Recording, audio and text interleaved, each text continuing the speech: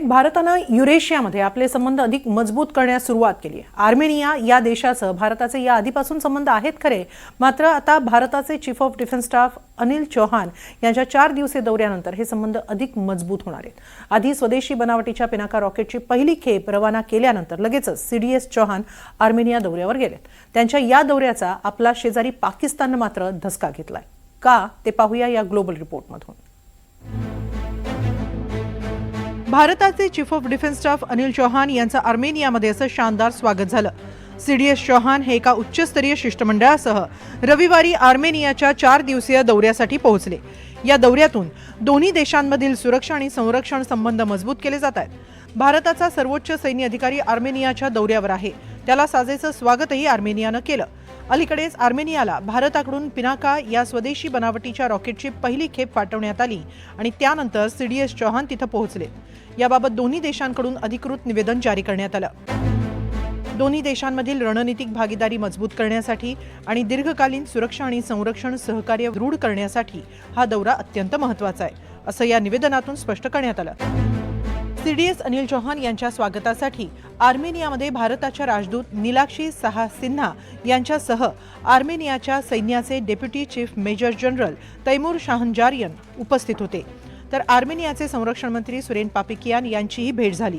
तसंच येरेवनमधील IT lab आणि दुरुस्त प्रशिक्षण केंद्राचं उद्घाटनही केलं।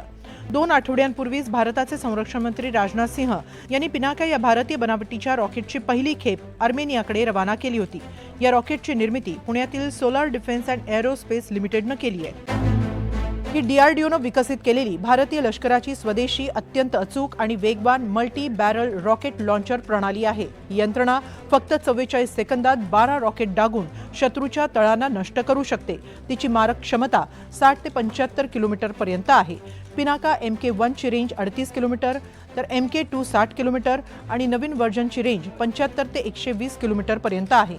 ती टाटा ट्रकला जोडलेली असल्यानं अत्यंत दुर्गम भागातही सहज फिरवता येते। याची बॅटरी अवघ्या काही सेकंदात मोठं क्षेत्र उद्ध्वस्त करू शकते। ही यंत्रणा फायर कंट्रोल कम्प्युटरनं सज्ज आहे। ती विविध प्रकारच्या वॉरहेड्ससह वापरता येते। प्रत्येक लॉन्चर स्वयंचलितपणे काम करू शकतं आणि वेगवेगळ्या दिशेनं मारा करू शकतं। पिनाका रॉकेट सिस्टीम ही रशियन ग्रॅडपेक्षाही अधिक प्रभावी मानली जाते। भारतीय लष्कराची आर्टिलरी ताकद वाढवण्यात ती महत्त्वाची भूमिका बजावते। अशा या पिनाका सिस्टीम खरेदीचा करार भारत आणि आर्मेनियामध्ये सप्टेंबर 2022 मध्ये झाला होता। 4 पिनाका सिस्टीम खरेदीचा हा सुमारे 2000 कोटींचा करार होता। त्याअंतर्गत पहिली खेप आर्मेनियाकडे रवाना करण्यात आली। दरम्यान डीआरडीओ द्वारा विकसित करण्यात आलेल्या पिनाका मल्टी बॅरल रॉकेट लॉन्चरचा पहिला आंतरराष्ट्रीय खरेदीदार देशही आर्मेनिया ठरलाय। भारत आर्मेनियासह संरक्षण सहकार्य वाढवतोय हे पाकिस्तानच्या दृष्टीनं मात्र घातक आहे। आर्मेनिया हा रशिया, तुर्की, इराणचा शेजारी आहे। आर्मेनिया आणि पाकिस्तान यांच्यात अद्याप राजनैतिक संबंध नाहीत। आर्मेनिया हा अझरबैजानचा शत्रू, तर अझरबैजान आणि तुर्की पाकिस्तानचे मित्रराष्ट्र आहेत। ऑपरेशन सिंदूर दरम्यान अझरबैजान आणि तुर्कीनं पाकिस्तानला पाठिंबा दिला होता, त्यामुळे आर्मेनियाशी वाढते संबंध भारतासाठी फायदेशीर ठरू शकतात आणि पाकिस्तानसाठी अडचणीचे ठरू शकतात। आधी पिनाकाची निर्यात आणि आता सीडीएस चौहान यांची भेट, त्यामुळे पाकिस्तानसाठी हा सलग दुसरा झटका आहे। कारण गेल्या वर्षी पाकिस्ताननं आर्मेनियाशी संबंध प्रस्थापित करण्याच्या हालचाली सुरू केल्या होत्या, मात्र आता या भेटीमुळे त्यांना खीळ बसू शकते। भारत संरक्षण उत्पादनात आत्मनिर्भरतेच्या दिशेनं वाटचाल करतोय, तसंच संरक्षण क्षेत्रातील निर्यात वाढवण्याकडेही भारताचा कल आहे आणि आर्मेनियाला पिनाकाची निर्यात करून भारताने एक महत्त्वाचं पाऊल उचललंय।